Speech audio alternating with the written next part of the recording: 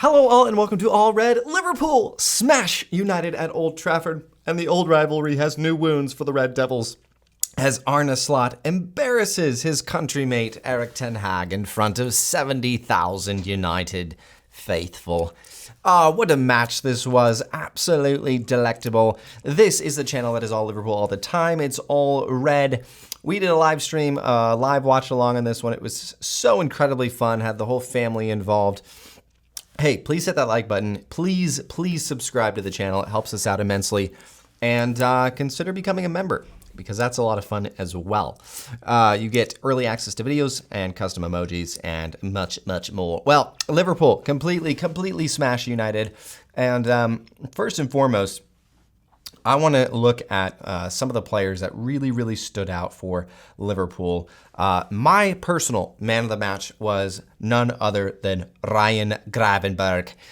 He bossed that United midfield. He completely locked down that midfield against Casemiro and co. He was electric. The turn he had on that first disallowed goal was absolute. I mean, I gasped. It was like, oh, did he just do that? Ryan Gravenberch is passing all the tests. He passed the test in attack. He passed the test in possession, in transition, and I think most importantly, he looked like a true number 6 today. He was intercepting passes. He was breaking up the counters from United and making very key interceptions all over the pitch, and he looked like he is up for it. Ryan Gravenberch, he does it so coolly and so calmly. He was fantastic. He passed the eye test and looked very cool. He had a few passes that were wayward, a few moments of sloppiness, and you might be saying, well, it's harsh not to give it to Diaz scoring 2 goals or Salah with a goal and 2 assists, but Ryan Gravenberch, I think, was the most important player for Liverpool today, and he passed all the tests. Other than that, you could definitely give shouts to Salah and Diaz. Diaz looked poor in the first 25 to 30 minutes, and then just completely blew the game open. A first headed goal that was probably more difficult than it looked, as I think he was calling Szoboszlai off. Szoboszlai kind of ducked out of the way. They were both going in for it, and the United defense were only about 20 yards away, so they didn't have a ton of space to work with. But he put that one in the back of the net, so good with his head.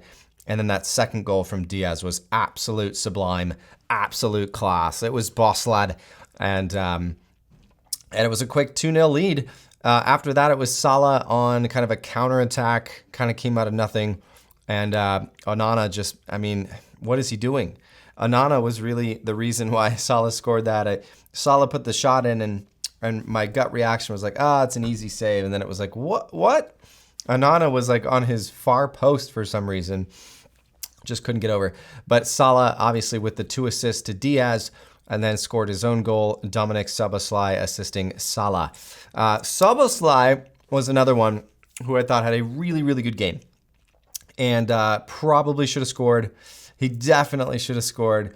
He just got way too cute with it. He was literally, I mean, he had a gaping hole. The ball in from Connor Bradley, and honestly just needed to do a little tap in. And I think he just got way too cute with it. Had way too much time to think about it, and didn't convert. But he had another really good game. Alisson Becker, for the first time, was called into action. Had 2 or 3 really key saves.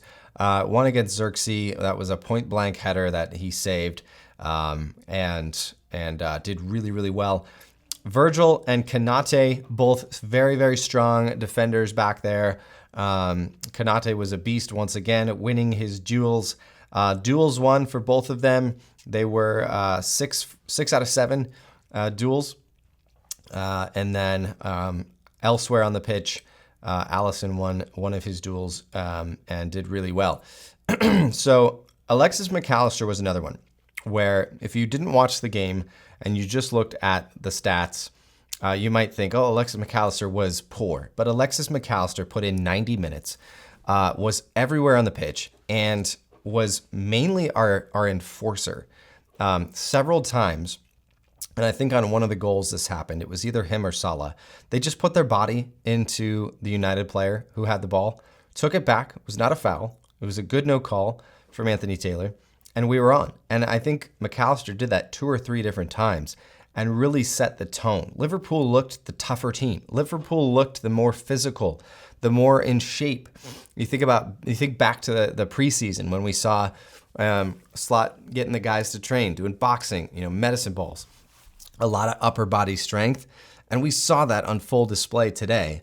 We looked like just a physically stronger team, and that played out over 90 minutes, resulted in several goals for Liverpool. I think in general, what does this mean? Well, for Liverpool, it's a fantastic result. For United, there's real problems here. There's real questions that need to be asked. Now, I did a video about a month ago, and I'm going to link that in the description here because I said that there was a pretty good probability that Arne Slot could get Erik Ten Hag sacked. Now, I don't think United jumps ship after this match, after they just gave Ten Hag an extension in the offseason, but this might be the first brick that's pulled out that is toppling the Erik Ten Hag mini tower. It's not a very tall tower. But I think this could be the beginning of the end. And in that video, I said the pressure's all on United. The pressure is all on Ten Hag.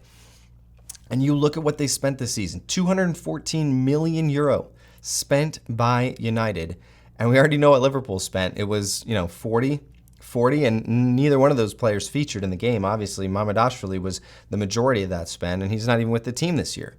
So all the pressure was on United. All the pressure was on Ten Hag. They did not live up to it at all. And by the way, loved seeing Trent Alexander-Arnold. Big smiles, both when he got subbed off and after the game. Trent Alexander-Arnold, big smiles, clapping as he walked off. Huge smiles walking off the pitch at the end of the game. And you love to see that because Trent, probably more than most in that game, probably wanted this one with his history there. And so all around, very, very encouraging. The slot machine is purring. It is humming. It is a well-oiled machine. And this is fun. What a fun game. That was just a fun game to watch. Fun football. The slot era is here, guys. And I, for one, am loving it. Yeah, of course.